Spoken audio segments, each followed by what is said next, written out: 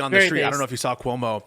He's now announced today. Oh my god, bro! And he tried to. It was like the Soldier Boy meme. You ripped off my whole flow, bar for bar, word for word. Like, it was crazy. And he tried to replicate the thing that Mamdani does, where he goes out on the street and he like gets dabbed up by people, and people are all excited to see him.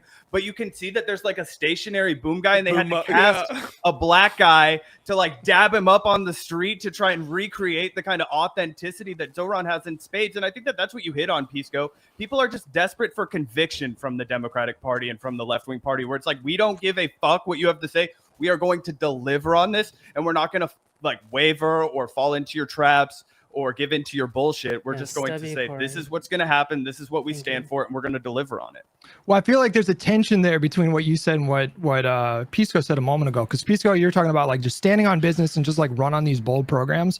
I feel like the public opinion is shifting towards packing the court like very slowly. I looked at that when I was getting in an argument with the Econoboy like a couple weeks ago. There's actually a surprisingly large share of Americans that are open to it at this point. It's like approaching 50%.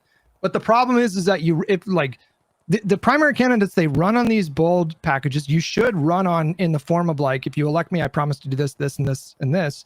And then we've seen it happen just time and time again, where they get elected to office and they're constrained by the Congress that they have to work with. They're very limited in what they can do. And then they try to extract the best thing they can possibly do, but then they get told that they lied about making the promise. So like, well, I think that was a big appeal of Donald Trump, honestly. You know, from the perspective of his voters, they felt like this guy's not going to get hung up on what the parliamentarian said and like all this fucking crap that Democrats constantly shoot themselves in the foot with, all these fucking excuses that they make up to not actually we're gonna get into it what here. They were elected to do, right? People are sick of that. So I don't think I don't think like the next Democrats should have their main issue be like packing the court or whatever. But I do think that there should be an urgency that's like, yeah, we actually are going to get our agenda passed in the similar way the Republicans have under Donald Trump. We're going to say fuck no to all these rules and like stupid traditions that again hinder the actual progress that needs to be made under Democratic administration, specifically when they have a mandate like Obama had, right?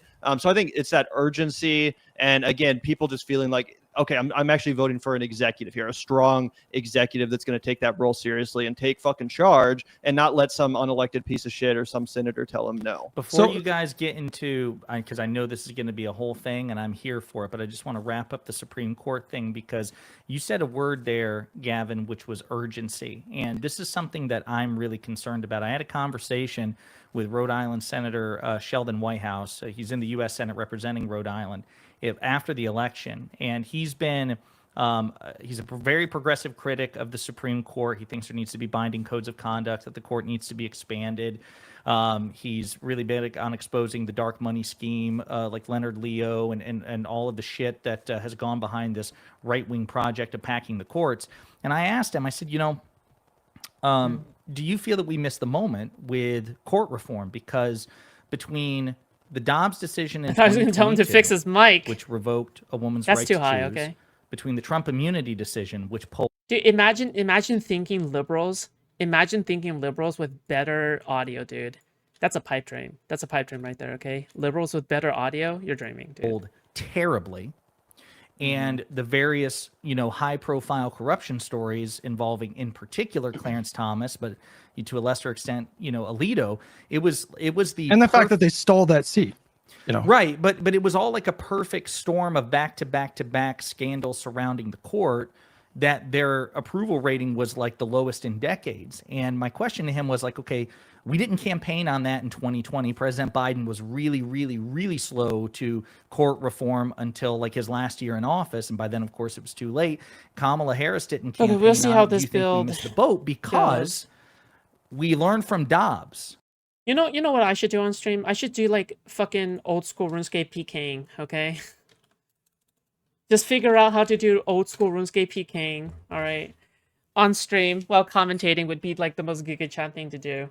Oh God. That the American people can get fucking used to anything. Democrats thought that, oh shit, Republicans took away federal abortion protection. Well, the Republicans have known that forever, man. That's what they do, right? That's the whole idea. Steve Bannon's flood the zone, right? Yeah. People can only pay attention to so many things. They're sure shit not paying attention to the Supreme Court. They're sure shit not paying attention to foreign policy. That's what every single president of my lifetime has understood. As long as no boys are coming back in caskets, we can do whatever the fuck we want to, right? And that's the problem, right? That they've only been able to, like, people have come to expect like the worst from Democrats, but they've expected that like they're not going to do anything, right? Like they hard. just Yeah, but think about it. I can like fucking I can brain damage like so many fucking content. You know? Like I feel like the stuff that I'm doing already is like fucking, I don't know, requires a lot of brain power. that's what they expect, that they're not going to do. Well, and I'll say to your point, White think I House can do it. conceded in an interview on my show, so he did it publicly. He's like, "Yeah, we fucked up. We should have made Supreme Court reform built different, a okay. tentpole issue Trust me. because." To your point, Zach, now the American people are going to get used, or at least there's a good think she's chance a they will get programmer? used to Clarence Thomas corruption, to lack of abortion protections, to presidential immunity. That if you don't strike while the iron is hot and you don't work to make it even hotter, the circumstances for a perfect political attack don't simply create themselves. Well, I And don't think know- you make the yeah. tent pole stacking the court, because again, nobody really understands how to conceptualize that. What you make the tent pole is, I'm going to make your rent cheaper, I'm going to make groceries cheaper, I'm going to make your healthcare free, I'm going to make your colleges cheaper, I'm going to get rid of your student debt, right? These kinds of things. I'm going to make college free, whatever your policy is. That's the promise that you make to the American people. How you then turn around and implement it is by stacking the court when you get there. When you say, fuck I all think of this you- red everyone tape, had to I'm You not don't going to think let you got to hold make back it an the issue American though. people. Like I take your point that you got to frame it and contextualize in kitchen table issues. Like what we talk about here when the Supreme. If I'm just covering like Destiny adjacent stuff, but Destiny isn't like an actual part of the conversation with this many viewers, I just want to say that's actually a really good sign for my channel. Okay, like on God. Okay, if people are just here to only like see me cover Destiny, I think I would be a little bit worried. Yeah.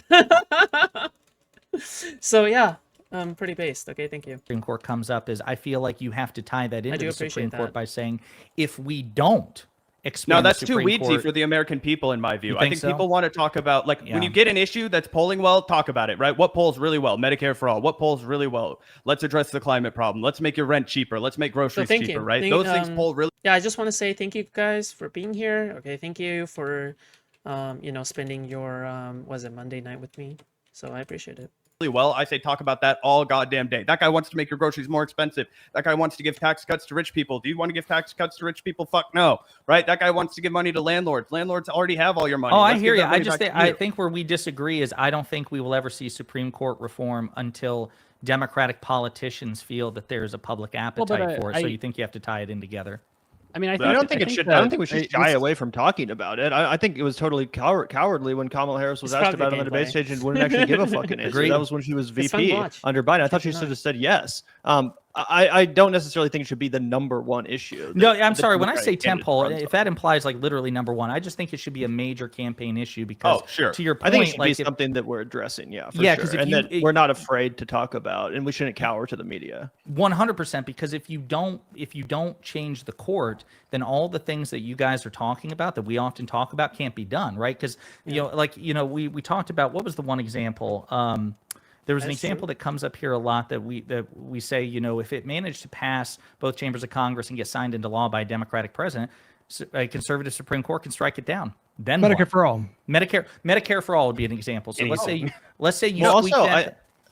I also think that if you look at Yeah. history and if you specifically look at FDR, you'll learn that you don't even actually have to do anything to the Supreme Court. You can literally just threaten them Rattle the and say saber. that we're going to expand the Supreme Court, or hey, we're going to put term limits on you fuckers. The Supreme Court, they pretend to be like this What can they holy do? fucking super sanctimonious Exactly. body. Oh, we're above everyone. But they're actually just as susceptible as public pressure as pretty much any other politician. And one thing that they really want to see preserved is their power. They want You know what I blame in terms of the Supreme Court, okay? I blame the fact that they were even named the Supreme Court in the first place. I think that really, and calling them the fucking justices, bro, are you actually fucking kidding me? That is like the most brain-rotted LARPy shit I have ever heard, dude.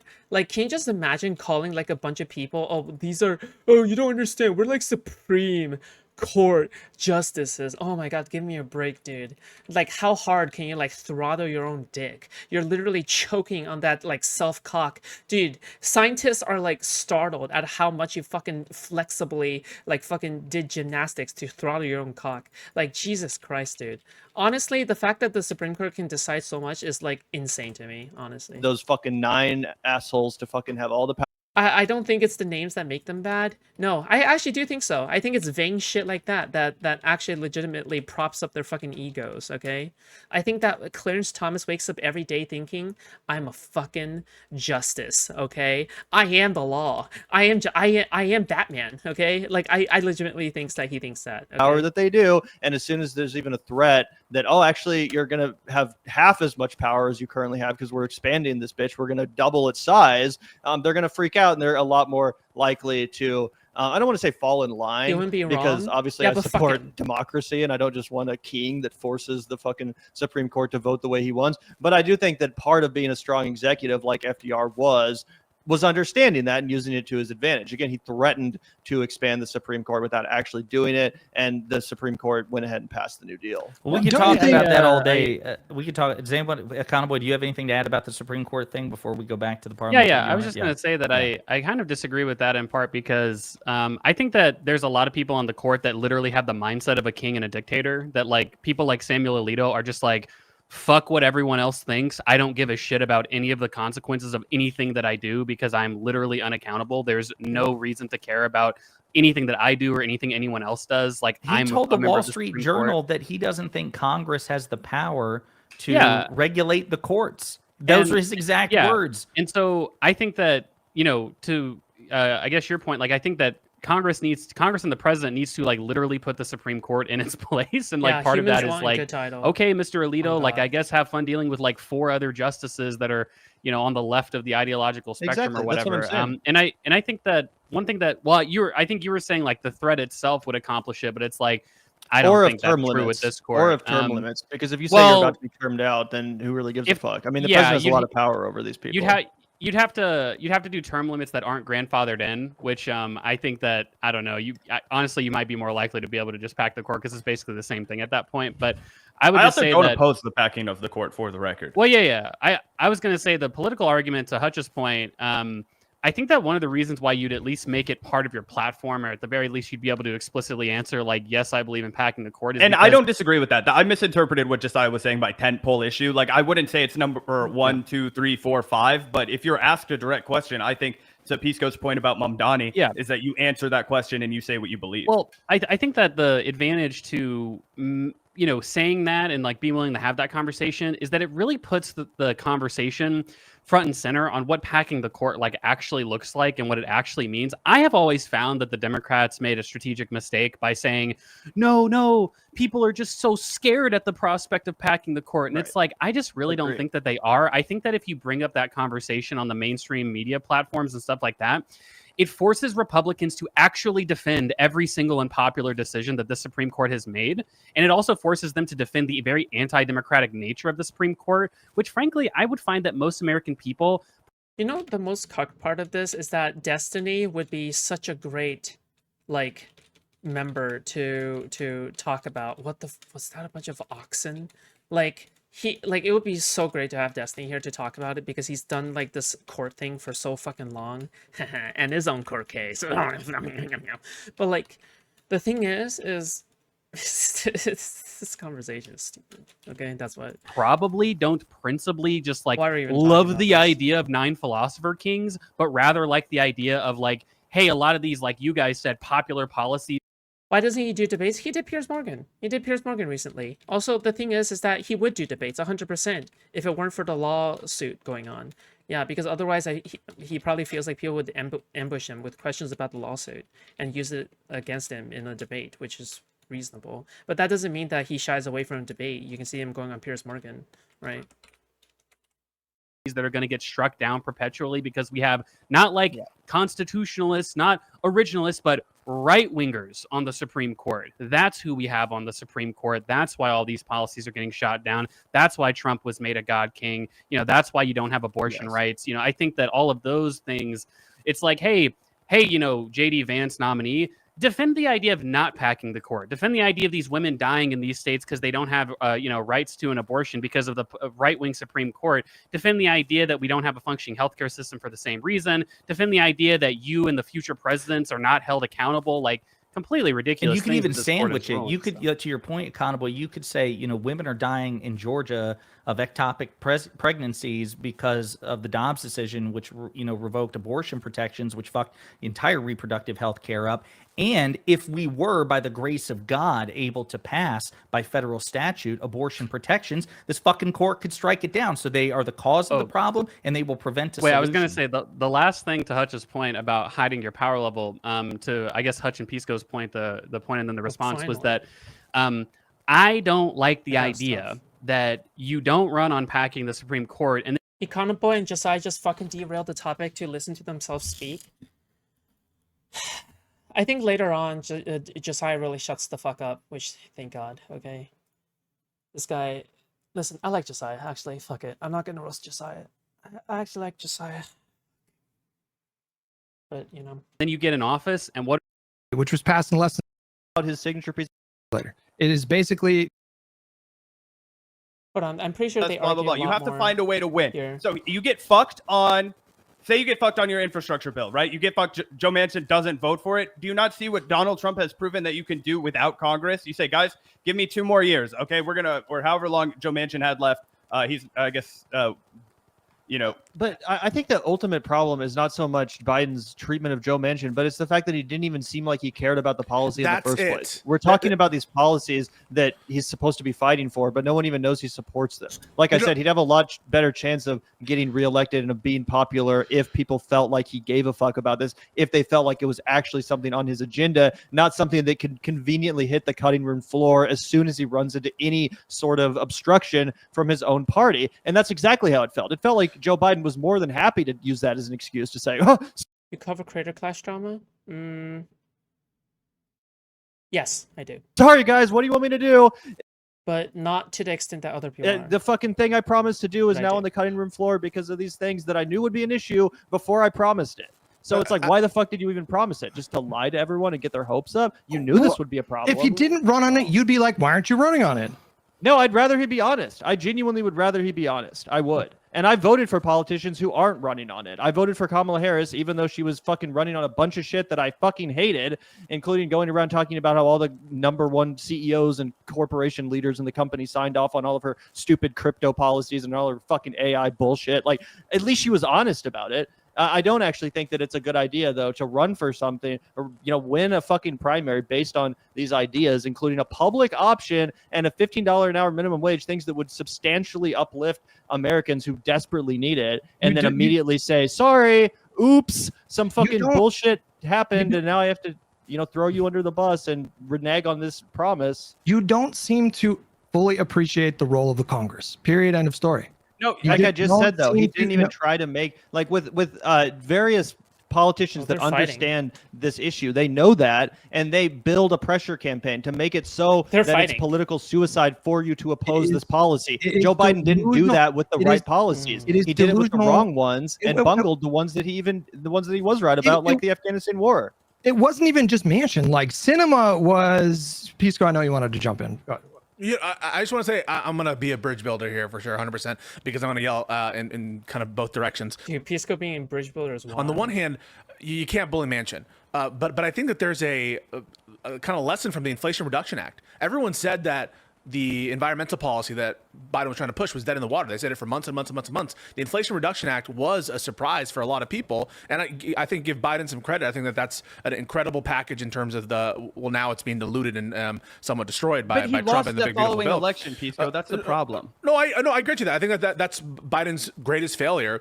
The presidency has to be an 8-year project in the year 2025 is my view. So I think that if you fail the first time with Joe Manchin, you have to dedicate your entire presidency to fucking him and replacing the seat. 100%. You just said you couldn't bully Manchin. Whoa. So 100% on the notion. I don't know why you're so fucking triggered, Hutch. So first of all, I was defending that you can't bully Manchin, but on the notion, on the specific notion that the presidency is an 8-year project, that is 100% true. I totally agree with that. That's what I said. 100% agree with it. Hutch, do you have a problem with me saying I agree with that point? No, you're good. Okay, cool. So just to be clear, I totally agree. You can't really bully Manchin. It has to go. You have to go. You have to primary him. That's different why way. it's an 8-year project. But I will say the following: to pretend that Joe Biden, and this is all coming out from reporting, was engaged as he should have been on domestic fronts is now proving more and more to be untrue. It appears that it appears that he outsourced domestic policy to Ron Klain.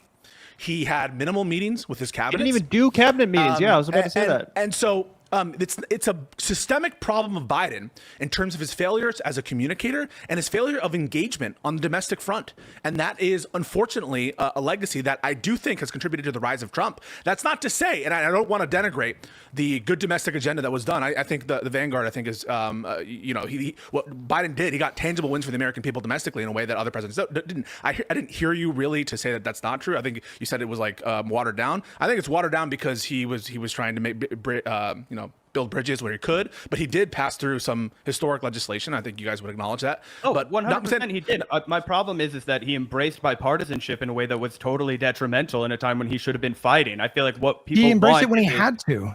He didn't. It was a divided government when he was doing bipartisan stuff. He had to do bipartisan stuff. What other choice? Guess what? The people said, "We don't want you anymore. We want a guy that's going to go play hardball." To be fair, I do think it was Joe Biden's age made it basically he was unreelectable. Like I do feel he was so old, he was so fucking in cognitive decline that like that ultimately had more to do with the way people voted for him than like the fucking Joe Manchin thing. To be totally fair to Joe Biden, and I also think that if Joe Biden had been a younger version of himself, he would have been able to better communicate the wins that he did secure, because that was another huge thing. The communications department in the last administration was just pathetic. They didn't brag about anything that they accomplished. Most people didn't even know what the fuck they accomplished, even though, as you mentioned a couple times accurately, they accomplished more than previous administrations had.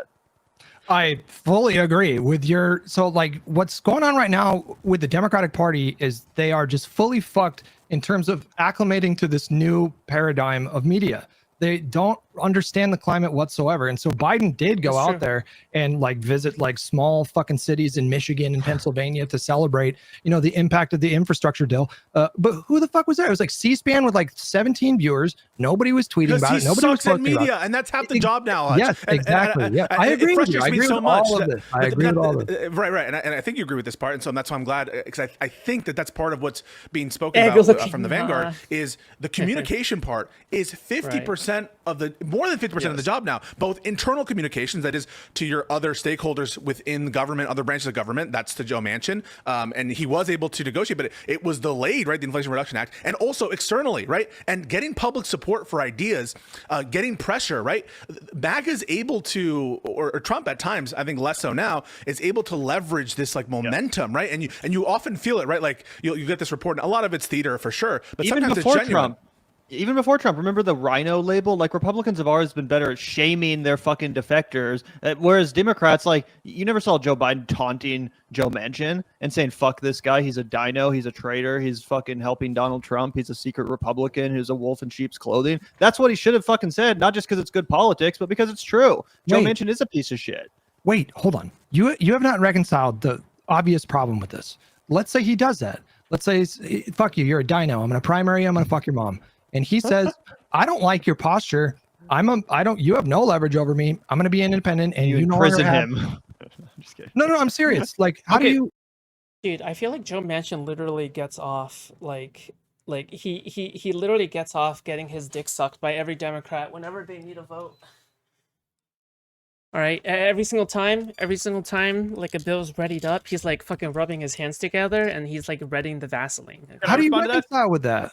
100%. Yeah, I think that's a very fair point. That's why Pisco and I shared the moment where we agreed that, hey, this is an 8-year project, right? When you're battling a Congress that is 100% against the American people, like Joe Manchin, like Christian Sinema, right? You can't accomplish the goals. The American people just voted, and we're operating under the time Joe Biden's just getting into office, right? Okay. They voted for him to be an antidote to Donald Trump. They're scared because of COVID. They want somebody who's competent. They want, vaccine rollout that's sufficient, right? They want all of these things. That's what he's been voted on. So you have to say, this man is standing in the way of what I want to accomplish. If you want a higher minimum wage, we need to know that this man is standing in the way of it. You make him a pariah. You make his name mud in Washington. And in the meantime, You do not pass that piece of pivotal legislation. You go to town with every single executive order that comes across your desk. You make that man's life hell, and you also go to work uplifting the American people. You declare a state of emergency. You talk about how healthcare is a human right. You talk about how we're going to do every single thing you can. We're going to make sure that nobody pays a cent of student loans as long as I'm president, right? We're going to make sure that we fight it in the court and not a dollar is collected, and we fight all the insurance or the interest rates all the way.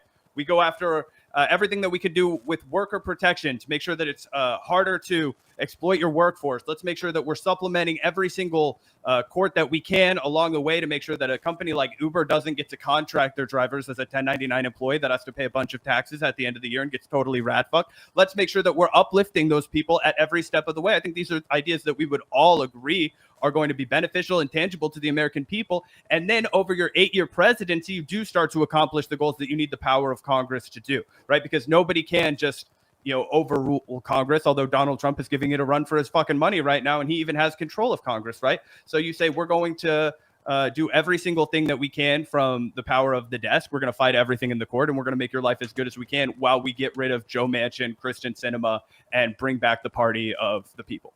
Okay, so let's game this out. So it's ARP negotiations. It's the first 2 months of the presidency. This is his first bill that he wants to get passed. He does exactly what you're saying right now. He goes to war with Joe Manchin. Joe Manchin defects. He loses control of Congress. Now, why would you lose control of Congress? You're just stacking the deck in your favor. No, hold on. I just told you that there would be a risk that Joe Manchin would. Yeah, Joe Manchin sucks, but you probably don't want to do it too fast, right? Like, this guy's gonna have a fucking freak out, and then the problem is that, yeah, maybe you shouldn't have given Joe Manchin this much power in the first place. But the thing is that Democrats are just really hard to make them fall in line, and not only that, like, Joe Manchin is the only kind of person who would win in that fucking district, no? Defect and say, I don't like the way you're treating me. Fuck you. I'm going to defect. There was because of all the executive orders, a risk of him doing that, by the way. President we have. So we can play this counterfactual game all day. Are you acknowledging or not that there was a risk for him to defect in that way if Trump? Yes, but you're assuming that after that defection, that Joe Biden loses Congress. I disagree with that. That's what I'm disputing. If you give that Senate gavel, do they have a gavel in the Senate? If you give that gavel to Mitch McConnell, now not only do you not get the IRA, which did a lot of really good shit, and not just for environment, but also for. Wait, hold on. Imagine all these bad things happen. I could say, imagine all these good things happen because I did all these executive orders. Do you not? Okay, hang on. Podcast. I guess. Hutch, hold on. I need to not feel crazy for a second. Podcast bros. Do you think it was possible that if Biden would have done what they're suggesting that he should have done, that Manchin could have switched parties? He didn't have the talent. Biden, it was too old. He couldn't do it. So this whole thing is, I agree with you, Hutch, in the sense that he couldn't do it. He did not have the capacity to do it. And Manchin, although I don't know that Manchin would be the type to just never vote on judicial nominees anymore because you're talking some shit. And I think that there are ways he could have done it. But fundamentally, I agree with you. It's not possible. Biden could not have done it. He did not have it in him. It's not in his character to do the kind of play that the Vanguard are talking about. It was 40-year-old Biden in his prime. Could he have forced a $15 an hour minimum wage on Manchin? No, Hutch, force the issue? Yeah, obviously, to your point, Hutch, it's clear that what you're saying is true, that it was a possibility that it would happen. I mean, I think that what's fair, I guess, to say at least, is that literally did happen with both Manchin and Sinema. They both turned independent eventually. Why are you doing this? This is wildly disingenuous. He switched parties. Why is that disingenuous? He switched parties after they lost control of Congress when it didn't matter, bro. That's already matter. Hutch, but what I think what you've never addressed is this idea that, I mean, I've already conceded fully, personally. I don't know if the Vanguard boys would agree with me, but I've already conceded that, look, you might have a world where you do what the Vanguard guys are saying, and all of a sudden Manchin goes independent, 2 years earlier, and maybe you don't get the IRA passed, and you have to deal with the current subsidies instead of the expanded ones or whatever. That's a risk that you have. And similarly, and I compared to the Trump project, that he loses a lot of elections that he would maybe otherwise be able to win because he endorses radicals in primaries and they end up winning the primaries. But again, that long-term compositional change of the Republican Party seems to have netted them out policy wins when they're actually able to control the government, right? And I think that the Democrats probably should engage in a similar project for the long-term health of, at this point, the country. So you would give up 200 plus judicial appointments in every piece of legislation that he passed just for this vague notion of We're going to be a party of fighters now. But Hutch, I think that the problem is that I really believe in the Democratic Party platform, right? Like, I think it's not just like, oh, it'd be nice to have, these are marginal improvements. Like, we're talking about, you said you take seriously the idea that, the threats to democracy, and this is such a big deal. And I think that for the long-term health of the country, and also just like the people in the country, to the Vanguard Boys' point, the idea of having a universal healthcare system, having like a high wage floor, these kind of like expansive welfare policies and things like that, like, our policies are so bad.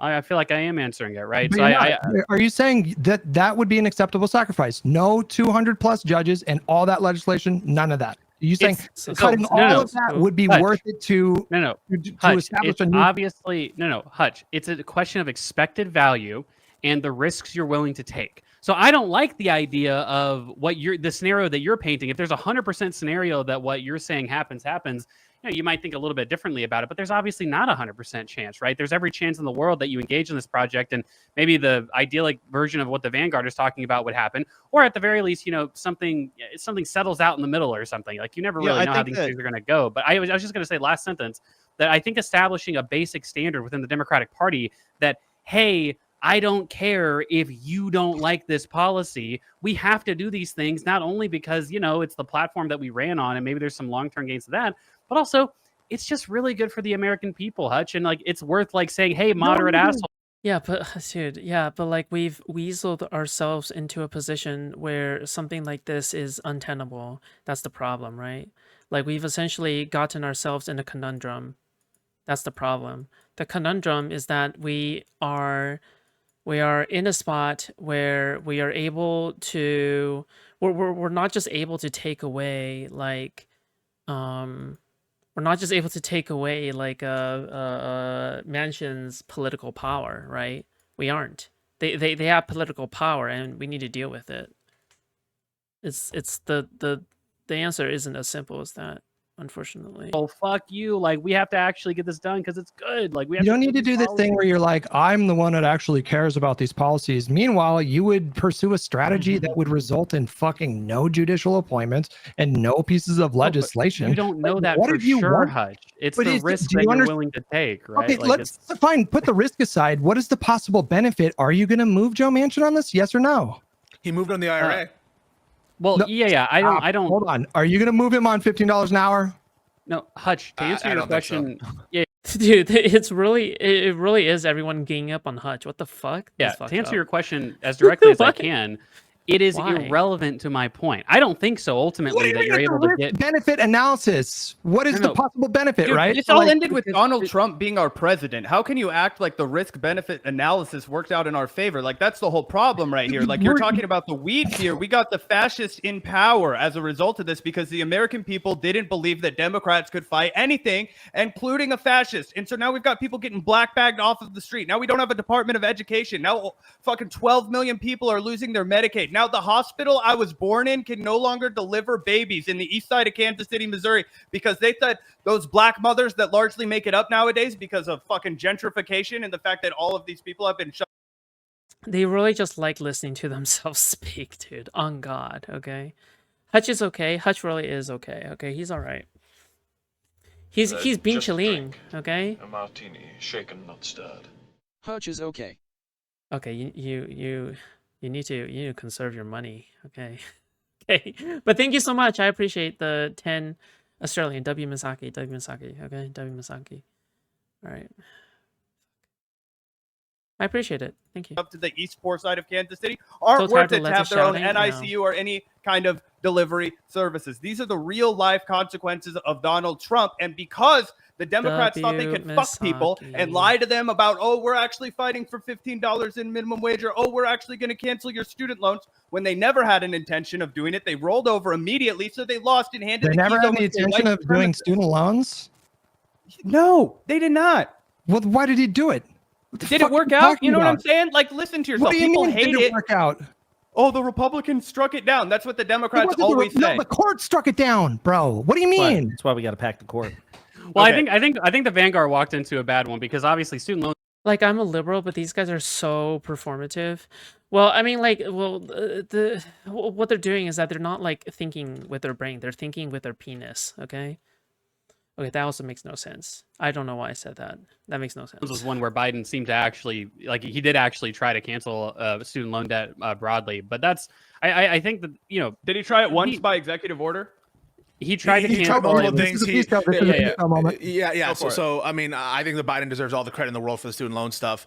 I think there's one additional thing he could have tried, but I really think he went through all the stops to try to get that passed. What's the one additional thing you think he could have tried? I think he should have shredded up all the loan documents for every individual in the country after they lost the election, and just as a core executive power, just like shred all of the loan documents and officially renunciate all the loans. Now that might have had some problems, but if you make it impracticable for anybody to prove that those loans exist, I think that's the one additional thing he could have done. But that's not in Biden's character to do that. There could have been other ways, like other documentation, but it would have been such a mess. But I do think he should have done it. Imagine the political capital Republicans would have to expend. I just can't accept the fact that we're going back trying to tape this shit together, and that we cannot figure out a way. Like, how can you be the president that pen strokes away all of the billions and billions of dollars in PPP loans, right? How can you? I'm telling you that what I would do is, as PPP president, if I were in Biden's shoes, is after all that shit was struck down, I would order the Department of Education to shred all. Wait,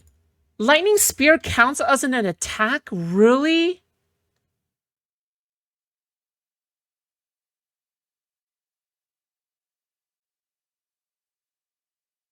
Wait, explosive spears also an attack?